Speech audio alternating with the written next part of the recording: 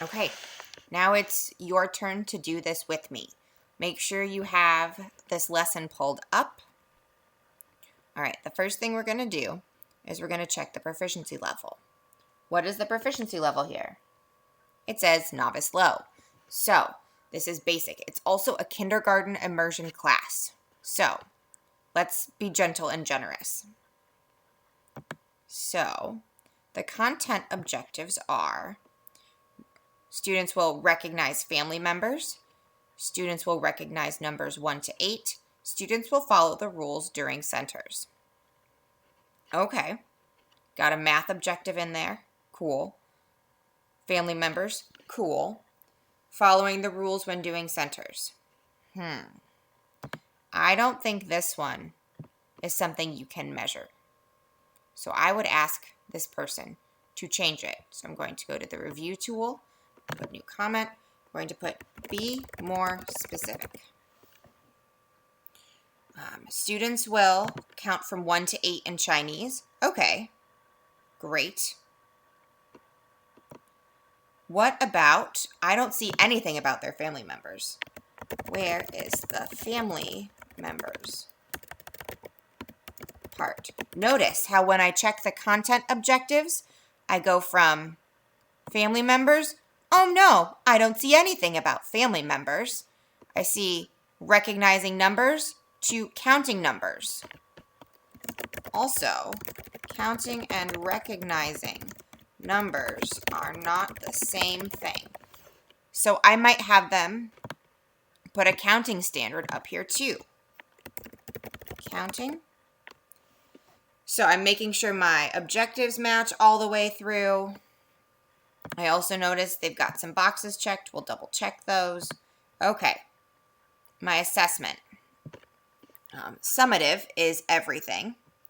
Whoa, they just have a family member goal. What do they need?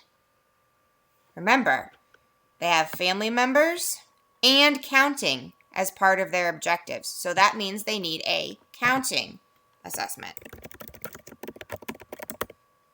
Also, summative assessments are at the end of the unit. This is not the end of the unit. It says it's a half day, which means there's more to come. Okay, so formative assessment, this is the kind of assessment you're going to do every day. Were students able to follow the teacher's instruction and understand the meaning? Okay, let's go up. I don't see anything about understanding the teacher's meaning. For their assessment, I don't see anything about family members or counting or following rules. So the formative assessment needs to be changed. I would put needs to be about family members or counting. Both need to be present. So, observational, were they actively engaged in class? How were their pronunciations? Were they able to speak keywords in Chinese? Could directions provided in Chinese be followed? Those are great, but does it say anything about numbers? Does it say anything about family members? No, it doesn't. Must be about your objectives.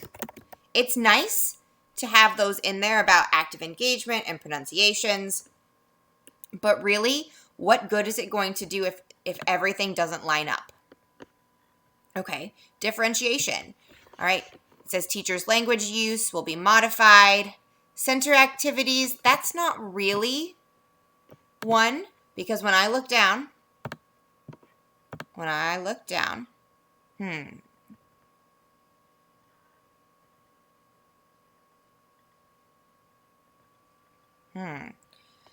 it says nothing about how centers are going to be different for different kids.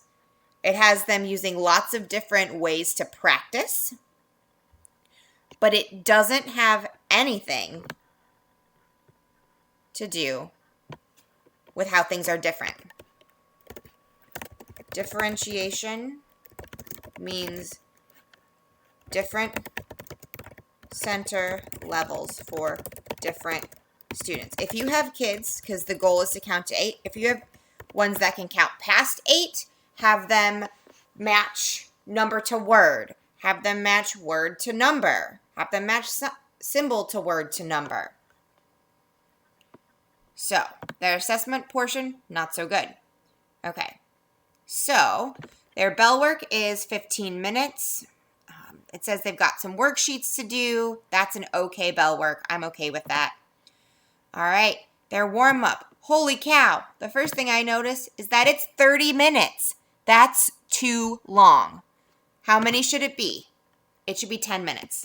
This is too long. Okay, what are they doing for that 30 minutes? All right, so they are learning about family members. Wow, that's way too long.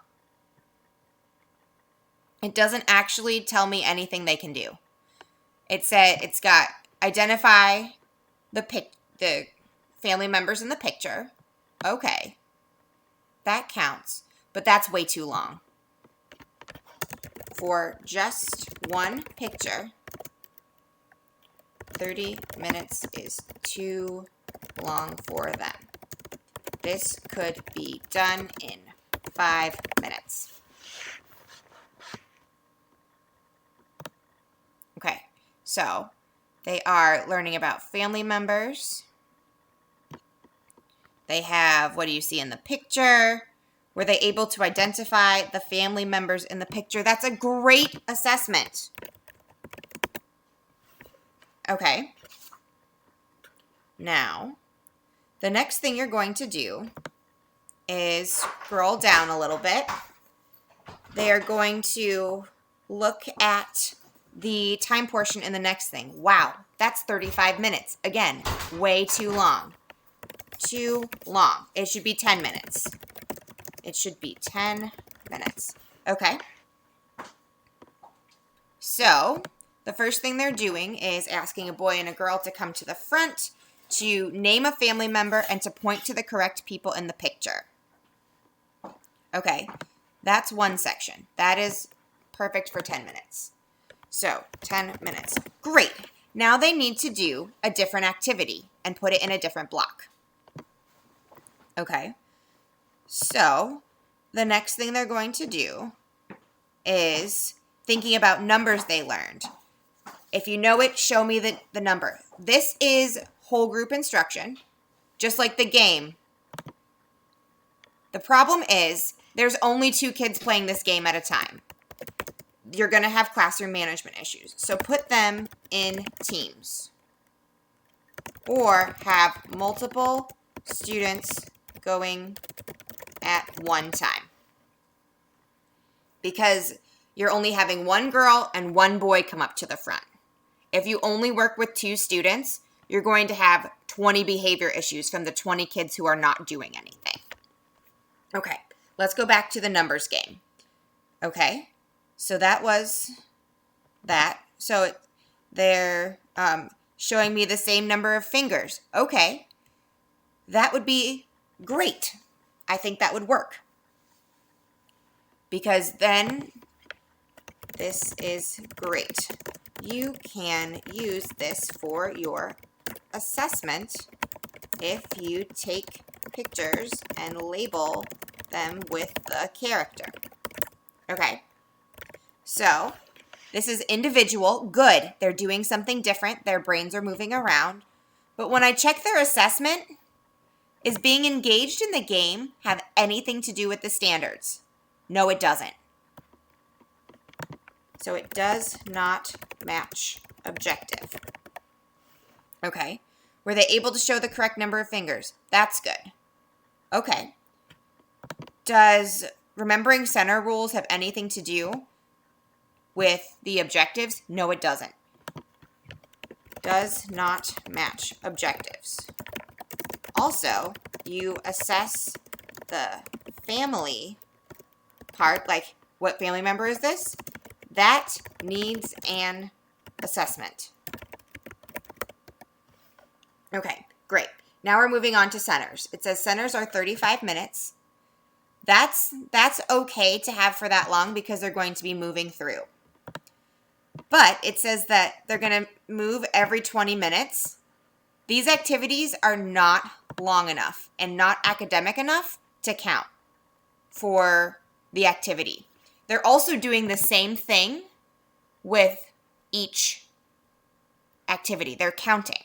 So the counting is fine. Counting teddy bears, put them into buckets, but each bucket should not have 8 bears. That does not show that they can count and find different numbers. Each bucket should be labeled with the character. I think it's character. I apologize if I'm calling it the wrong thing. And should have a different number. Okay, cool. But you're counting here again. They don't need 2 sets of counting. Need a different activity for counting. Maybe matching number to character or writing characters. Okay, blocks, puzzle games, and snacks, not going to happen. Okay, so we have a counting activity. We have a matching activity. We need a listening and speaking activity. And speaking activity. Maybe they hold up cards and say, I have 5. And then the other person will count to 5. And then the other person will hold up a card and say, I have whatever number. And they count. You can have them draw and practice. Each of these stations will take about 5 to 8 minutes. Because it's very simple things. Each station, as listed or with modifications, will take 5 to 8 minutes. Okay, how's your assessment? Were they able to do the activities? Were they engaged? Do they match your objectives? They do not. Do not match objectives. Also, we talk about family, but we don't do any stations with them. We also don't do any stations with the family member practice. If you're going to talk about families in one part, you need to talk about families in all parts. So, I know it was a lot. I know this is new. We're going to work on it together, and it's going to be okay.